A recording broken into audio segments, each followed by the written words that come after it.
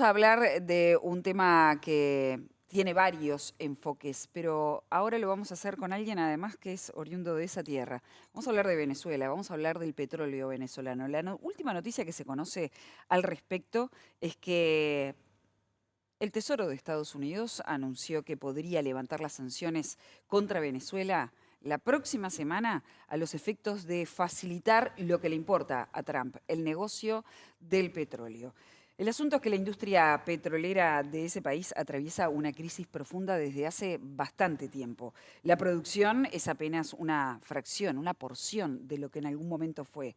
PDVSA, la industria, la petrolera estatal, perdió capacidad y Estados Unidos ahora, según los últimos acontecimientos, está controlando a toda la industria, controlará las exportaciones, la producción y también los ingresos, generando naturalmente tensiones entre soberanía y geopolítica. Para hablar de esto más en detalle, para entender de alguna manera este escenario y sus consecuencias, recibimos con muchísimo gusto esta mañana a Víctor Salmerón, es periodista, es venezolano y está especializado en política y energía. Un gusto, Víctor, que estés acá esta mañana en la televisión pública. Un placer estar acá. Muchísimas gracias por la invitación. Qué lindo tono que tienen los venezolanos, qué agradable. ¿Cómo describirías el estado actual de la producción petrolera venezolana? Sabemos que está bastante anquilosado, pero ¿cuál es la situación concreta hoy?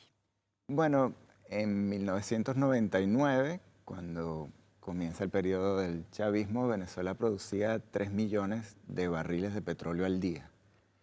Actualmente produce 900.000 barriles, 1 millón de barriles, según los datos entregados por el gobierno a la OPEP.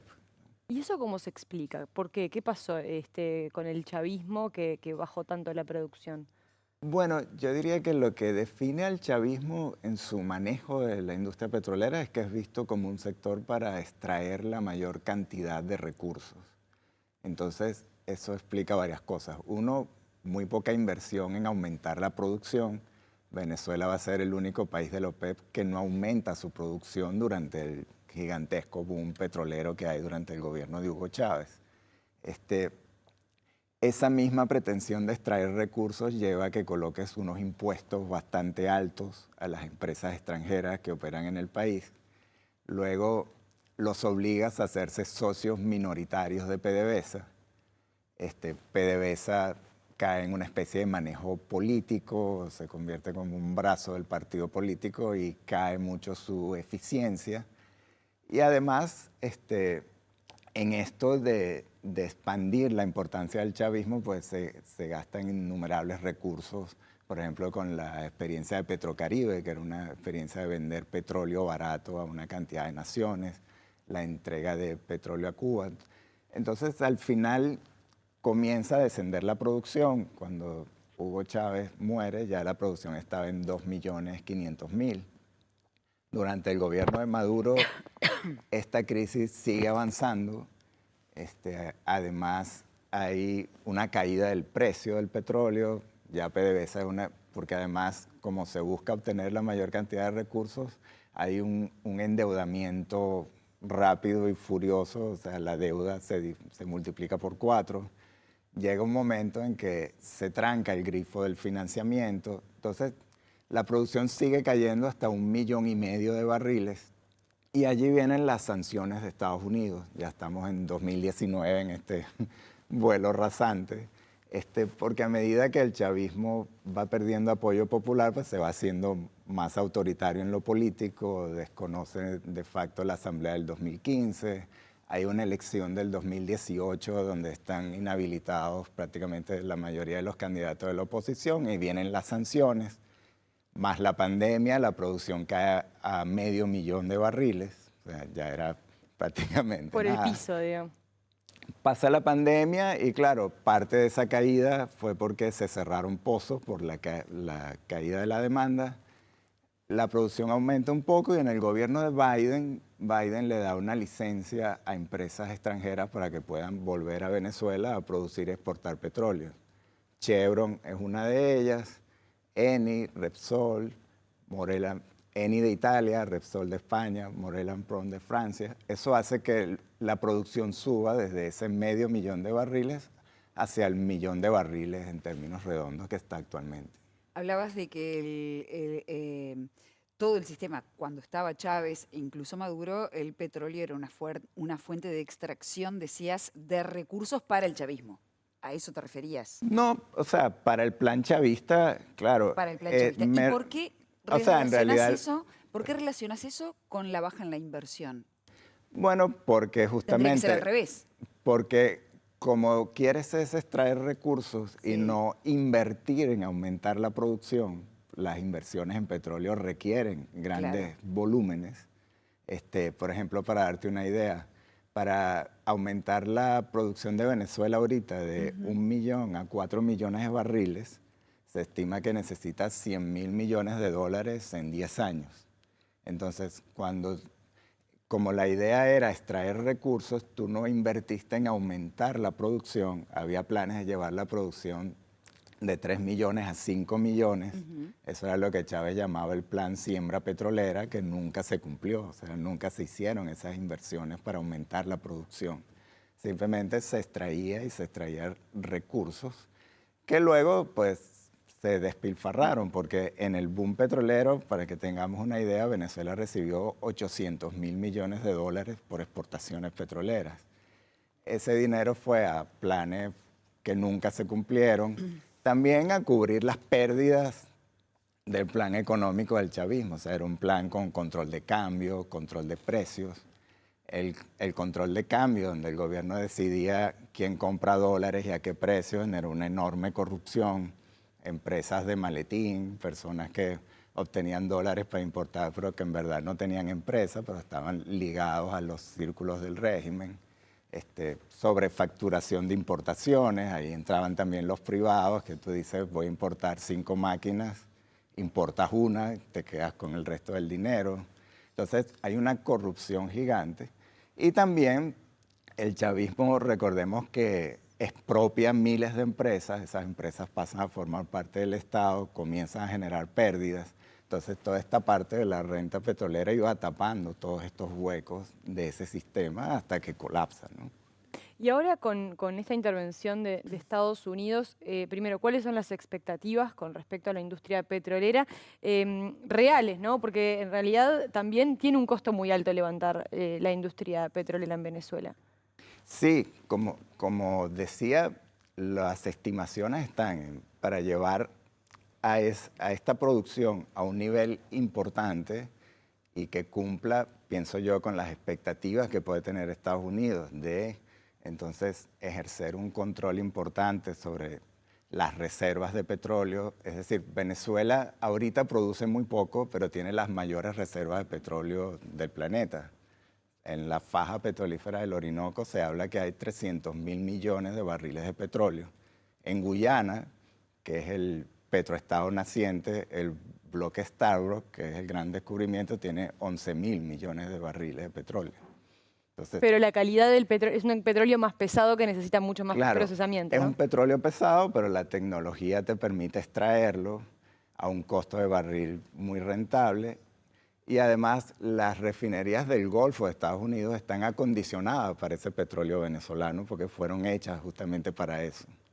Entonces, si yo pienso en el pensando en el plan de Estados Unidos, obtener control sobre esas reservas, llevar una producción que le permita un precio del petróleo bajo, que permita que países como India comiencen a depender menos del petróleo de Rusia, que haga también la intención de decir, esta es nuestra esfera de influencia y no queremos que China controle estas reservas. Tú necesitas aumentar esa producción, son inversiones gigantescas, como decía antes, se estiman 100.000 millones de dólares. Tú necesitas, pues, también un cambio político, y pienso yo que eso es lo que está ahorita aquí en juego. O sea, sin reglas claras, sin seguridad jurídica, con un gobierno como el de Delcy Rodríguez, que no se sabe cuánto va a durar, con el mismo Trump yéndose en 3 años, porque se le acaba su periodo, y estamos hablando de inversiones a 10 años, difícilmente esas inversiones gigantescas de 100.000 millones de dólares van a aparecer. Ya en la reunión que Trump tuvo con los presidentes de las petroleras, el presidente de Exxon dijo, no hay condiciones para invertir en Venezuela en este momento. Salvo Ahora, Chevron, que ya está ahí y que tiene la tecnología para procesar ese crudo pesado, después el resto se ha mostrado bastante escéptica, ¿no? Y debe tener que ver con estos parámetros que estabas planteando. claro, estos grandes jugadores Ajá. y estas grandes sumas de dinero tal vez no lo vamos a ver. Sí puedes ver jugadores pequeños que están interesados en volver, como decía Repsol de España, Eni, que han tenido licencias anteriores, la misma Chevron que podría expandir sus operaciones.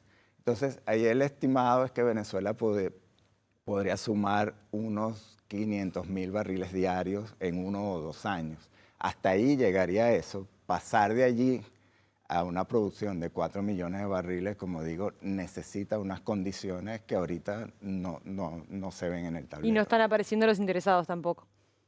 Bueno, como decía, hay interesados Pequeños, pero no de gran escala. que están dispuestos a arriesgar en estas operaciones, digamos, de menor Porte. cuantía, y hay ganancias en el corto plazo. Si esto pasa así, las refinerías del Golfo de Estados Unidos recibirían petróleo pesado, que ahorita no les cuesta recibir, lo están recibiendo de Canadá, pero generalmente hay un déficit de petróleo pesado allí. Tiene implicaciones también todo este manejo porque el petróleo sancionado de Venezuela estaba yendo principalmente a China, a unas refinerías que tiene China que se les conoce como las teapots o teteras, son refinerías pequeñas de privados que estaban recibiendo el petróleo bajo sanción de Venezuela. Ese petróleo, por ser sancionado y por todo lo que hay que hacer para que llegue, que pasa con lo que se llama la flota fantasma, etcétera. Víctor, capaz que te pregunto, dar un pasito antes y explicar qué es eso de el petróleo sancionado. ¿Por qué está sancionado? ¿De quién? O sea, ¿quién tiene la potestad para sancionar? Ok, como volvamos un poco atrás, como decía antes, en el 2019, está el primer gobierno de Trump, viene este proceso en el que el chavismo se va haciendo cada vez más autoritario hasta llegar a una dictadura formal, digamos. Eso hace que Estados Unidos imponga sanciones. ¿Qué son las sanciones? Las sanciones primero le dice a sus empresas estadounidenses, no puedes comprar petróleo venezolano y no puedes operar en Venezuela para producir o exportar petróleo desde allí. Luego hace lo que llaman las sanciones secundarias. Es decir, si tú eres Repsol, eres una empresa española, tú podrías decir, bueno, ¿por qué voy a obedecer a una sanción de Estados Unidos? Porque si lo haces te expones a que tus negocios en Estados Unidos se vean afectados. Y Estados Unidos es la principal economía del planeta, tú no vas a arriesgar eso por permanecer en Venezuela. Incluso podría haber sanciones donde tu uso del sistema financiero estadounidense se vea coartado. Entonces, eso hace que empresas como Repsol de España o Eni de Italia necesitan esa licencia de Estados Unidos para operar y esperan por ella, ¿no? Entonces, en este régimen de sanciones, Venezuela, por sus relaciones con países que han eludido esas sanciones, Irán, Rusia, comienza a operar con lo que se llama los buques fantasmas o la flota a la sombra. Son cargueros que están, digamos, bajo sanción, pero que no colocan dónde están, tienen sistemas para como entorpecer su localización. Cambian la bandera. Cambian bandera, en alta mar pasan el petróleo de un barco a otro. Entonces, ese petróleo venezolano que iba así con estos buques, que luego Estados Unidos comenzó a interceptar con lo que llamó la especie de bloqueo parcial, llegaba a China y claro, estas refinerías teteras de China compraban ese petróleo con un enorme descuento, porque para tú transportar todo eso y comprar petróleo sancionado, exiges un descuento importante en el precio. Con este cambio que estamos viendo, está por verse si China va a seguir recibiendo ese petróleo. Ya Estados Unidos dice que va a ser a precio de mercado, o sea, esas refinerías chinas van a tener que buscar posiblemente petróleo en Irán. Y luego está el tema de la deuda con China, que es otra cosa que se mueve en este tablero petrolero actual. Venezuela recibió de China 60.000 millones de dólares en créditos se suponía que el país lo iba a pagar con envíos de petróleo, es decir, todo parecía perfecto. Un país ávido de petróleo como China se asociaba con el país con las mayores reservas del mundo, le daba créditos, porque el chavismo siempre necesitaba más y más recursos, y bueno, se comprometía ese país a pagarle con petróleo, cosa que siempre había hecho. Cuando viene toda la caída de la producción, Venezuela deja de enviar los envíos que había acordado, cae en atraso en esa deuda y China lo que ha hecho es como renegociar los plazos, pero todavía se deben alrededor de 10.000 millones de dólares. Y este petróleo que se enviaba a China, parte de él era para pagar la deuda. Ahora, con el control que está ejerciendo Estados Unidos sobre el tema del petróleo, está por verse si esos envíos de petróleo para pagar la deuda china van a continuar, ¿no? Por otro lado, Estados Unidos afirma que toda esta movida tiene un carácter de iniciar un proceso democrático, pero en realidad de lo que estamos hablando es de petróleo, de las fuentes naturales de combustibles fósiles que tiene Venezuela. Una de las cosas que se plantea es que va a controlar en sus cuentas o va a recibir en sus cuentas todo lo producido por eso. ¿Qué se siente como venezolano y como analista que un gobierno extranjero, más allá de que ustedes puedan, los venezolanos que están en el exterior, puedan entender que es positivo que haya salido Chávez, que haya salido Maduro, en fin, ¿qué se siente que otro gobierno diga qué vas a hacer y cómo lo vas a hacer y de qué manera? Sí, evidentemente yo siento que la consecuencia de todo lo que ha venido ocurriendo es esta especie de tutelaje que está comenzando a ejercer Estados Unidos sobre el gobierno de Delcy Rodríguez. Obviamente yo quisiera que eso cambiase. Pienso ahora que los venezolanos vamos a tener dos problemas. No solo recuperar la democracia, que no lo hemos hecho, porque no hay un cambio todavía político. Yo pienso que Estados Unidos ha decidido no buscar un cambio de régimen, sino manejar el régimen venezolano. Hasta ahora lo está logrando porque el régimen venezolano, para permanecer en el poder, parece dispuesto a atender a esas demandas, aunque está por verse si Delcy Rodríguez va a poder atender a esas demandas y mantener unido al chavismo. Pienso que está por verse cuáles son esas líneas rojas, por ejemplo, el envío de petróleo a Cuba, que se ha exigido que cese. Las relaciones entre el chavismo y Cuba son bastante fuertes. Y luego, por supuesto, digo, si se recupera la democracia, luego habrá el problema de ver cómo lidiamos con este tutelaje, que habrá que salir de él también en algún momento. El tutelaje de Estados Unidos y el otro tutelaje que hay en Venezuela, que es el de las Fuerzas Armadas, ¿no? Yo recuerdo un historiador venezolano, Ramón J. Velázquez, muy famoso en Venezuela, que cuando ocurrió el intento de golpe de Estado de Chávez en el 92 ya, Claro. él decía, a ustedes les va a tocar devolver a los militares a sus cuarteles, y eso no va a ser fácil. Y creo que esa va a ser otra tarea que vamos a tener en Eso Venezuela. no ha sucedido, claro. No, hasta ahora. para nada. Claro. ¿Cómo la sociedad venezolana toma esto que está pasando con respecto concretamente al petróleo? Es decir, ¿es una buena noticia para los venezolanos que Estados Unidos interceda y quiera meterse en el negocio o es una mala noticia? Fíjate, es muy interesante esa pregunta porque me permite decir algo. Venezuela iba camino a una crisis económica muy severa. Por la política no se veía en la economía, pero la inflación el año pasado fue alrededor de 500%. Un dólar a comienzo de año del 2025 costaba 50 bolívares. Ahorita está costando 330 bolívares en el mercado oficial. En el paralelo, al que van quienes no reciben dólares en el oficial, está en más de 500 bolívares. Entonces, todo esto era por la escasez de dólares. La venta del petróleo a precio de mercado, el anuncio de Estados Unidos de que podría permitir que Venezuela acceda a derechos especiales de giro en el Fondo Monetario, eso es como una especie de activo que tiene el fondo, pero que lo puedes cambiar por dólares. Cuando la pandemia, el fondo se lo asignó a los países, Venezuela, por no ser un gobierno reconocido, no pudo hacer uso de eso. pero son alrededor de 4.900 millones de dólares que entrarían a las reservas del Banco Central y permitirían parar la devaluación. Entonces, el análisis de la mayoría de las entidades financieras y bancos es que esto va a ayudar a estabilizar la devaluación de la moneda y a frenar la inflación. Entonces, visto en el corto plazo, este control que está teniendo Estados Unidos, pero que va a permitir vender el petróleo a precio de mercado, es visto como una oportunidad para lograr mayor estabilización en esta economía que iba camino a una hiperinflación nuevamente. Claro, eso parte de la hipótesis de que ustedes se van a quedar con el dinero de lo que producen.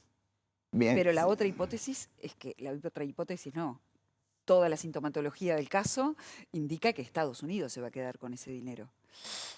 a O por ver, lo menos que lo va a manejar. claro, Y lo entonces, va... ¿cómo garantiza esto el proceso democrático? El No, fortalecimiento. a ver, no está del todo claro cómo va a funcionar este esquema, pero lo que se maneja es que tú vas a vender el petróleo a precio de mercado, el dinero va a ir a una cuenta. En Estados Unidos. Sí, no, por supuesto, es lo que dijo, hay este tutelaje sobre el gobierno de Delcy Rodríguez, pero de ese dinero, Estados Unidos está claro que Venezuela necesita dinero para funcionar y mantener sus gastos y evitar esta crisis. Y creo que el anuncio del Fondo Monetario dice que están claros en que ese plan que esgrimió Rubio de 3 fases, Sí, de estabilización, crecimiento y luego transición, la estabilización necesita fondos. Entonces, lo que yo he escuchado es que ese dinero Venezuela va a recibir todo lo que es regalías, impuestos, etcétera, gastos operativos. Lo que estaría en la posibilidad de que quede allí serían como la parte de las ganancias de PDVSA, que ahí se crearía, pareciera, que hay la idea de crear como un fondo parecido al que hubo con Irak, que era un fondo para reconstruir Irak. Allí sí puede haber ese tutelaje, ¿no? Que es del que hablamos antes. Pero no veo un proceso donde tú vas a apropiarte de todo el dinero por la venta de petróleo, porque primero porque el país colapsaría y segundo también sería prácticamente ya inaceptable para cualquier O sea, el tutelaje gobierno. vendría sobre las ganancias. El fondo, por lo que he escuchado, sería más que todo sobre las ganancias de PDVSA. O sea, que ahí decidiría Estados Unidos cómo invertir o cómo distribuir y si hay Porque, que distribuirlo en claro, Venezuela. porque ¿Y ustedes se pensando sienten en la idea tranquilos? de Estados Unidos, Estados Unidos tiene un problema también. Si va a permitir la estabilización del gobierno de Delcy Rodríguez, dándole más recursos, ahora levantando las sanciones, o va a tratar de buscar lo que Rubio llama el tercer paso, que es la transición. Entonces creo que por allí va esta idea de ese fondo que busca como evitar fortalecer también al chavismo al interno, pero obviamente ahí los riesgos son enormes. Y como decía, lamentablemente el país ha caído en una especie de tutelaje de Estados Unidos que por ahora el gobierno de Delcy Rodríguez está aceptando. Te tengo que cerrar. Nos tenemos que ir a una pausa. Víctor, ¿qué capacidad tiene en este contexto la sociedad venezolana para decidir para sí y por sí? Bueno, yo pienso que hay aquí un tema importante. De acuerdo a la Constitución, cuando hay una falta absoluta del presidente, asume la vicepresidenta y se llama elecciones en 30 días. Se convocan, no es que se hacen. Cuando hay una falta temporal del presidente, tú puedes estar hasta 6 meses en el cargo y luego tienes que llamar a elecciones. El Tribunal Supremo, en manos del chavismo, emitió una decisión donde no habla ni de falta absoluta ni temporal, sino lo que calificó de falta forzosa. ¿Queda en un vacío legal Pero yo eso? pienso que la sociedad venezolana y la oposición tienen que comenzar a plantear, bueno, necesitamos plantear si aquí hay una falta absoluta o temporal y entonces tenemos que ir a elecciones, como dice la Constitución, porque nadie ha elegido a Delcy Rodríguez como presidente. Claro. Entonces pienso que ahí está el punto en donde deberían converger la oposición venezolana y la sociedad venezolana para comenzar a tratar de recuperar el país Y eso pasa primero por recuperar la democracia. Muy agradable tu visita esta mañana a la televisión pública. Muchísimas gracias a Esclarecedora ustedes. desde el punto de vista de detalles del movimiento del petróleo, que es realmente complejo, ¿no? Y que tiene toda una configuración geopolítica e intereses que van más allá de una cuenta de debe y haber. No,